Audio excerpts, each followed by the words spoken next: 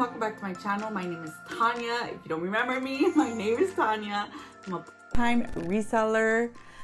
I kind of fell off the wagon because I've been working so much. I got a part-time job at Disneyland and I still have my full-time 9-to-5 job. So I'm balancing both.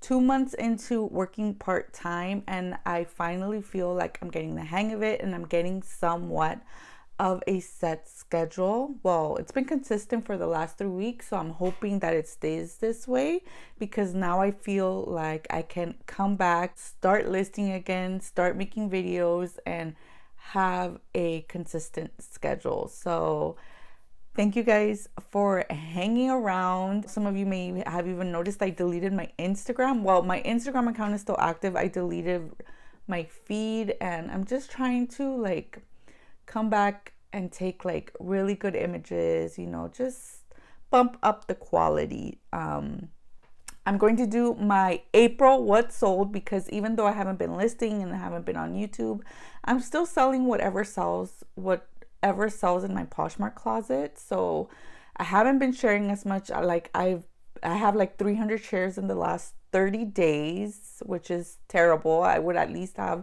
10,000. My closet is under 100. I have 70 active listings and 70% of those are multi-SKU listings that I have. So it's low.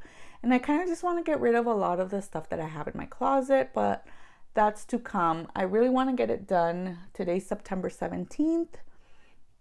So I want to clean up my closet, you know, relist items and prepare myself because Vlogtober is just around the corner and I want to do Vlogtober.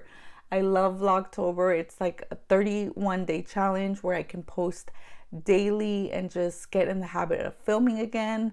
I upgraded my iPhone. Well, this one's not upgraded yet, but it should be coming next week. So I'll have better quality videos and hopefully some new software and just improve my quality.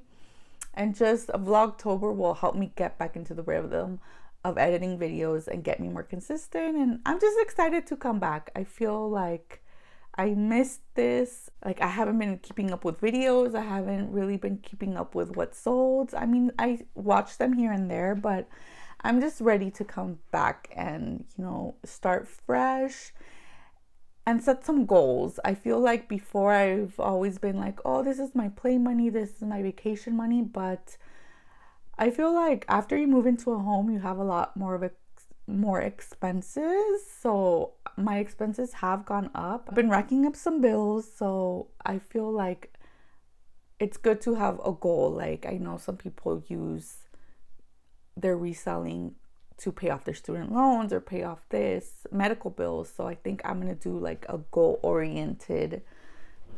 I'm going to be more goal-oriented. This is my bill. This is how much I need by this time. And we're going to use reselling to get to that goal. So it's kind of more of a snowball effect. And maybe people would be more invested that way instead of what does she spend her money on, you know? Anyway, so today I am doing my April what sold video. I'm letting you know it's very minimal cash. I think for the next couple of what sold videos, I might even combine them because I did still have sales and I still do want to show what sold for me. So maybe you can avoid it, but I might do a combination. My next video might be May, June or May, June, July. I don't know yet, but I will do those videos before October starts. So my April what sold, I had a total of 7 sales, 6 sales on Poshmark, 1 on eBay and 1 on Etsy. And let's get right into it. So my first sale over on Poshmark was this Free People Bridget bodysuit. It sold for $17. This is part of my Free People lot. Up next, this vintage 90s Y2K velvet dress. I put lavender haze, which is very Taylor Swift coded. I did this. I think the Eras tour had already started or was announced. So I was like, let me Taylor Swift some of my items. So hopefully it sells, and it sold for $17. I got this item for $1 at the swap meet. So $17, I'm cool with that.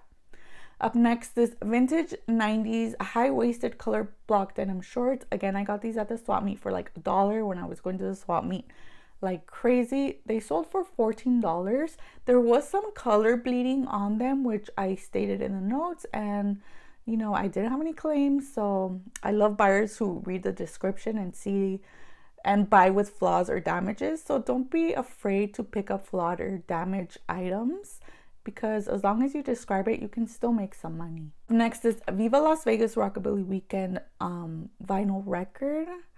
It sold for $6.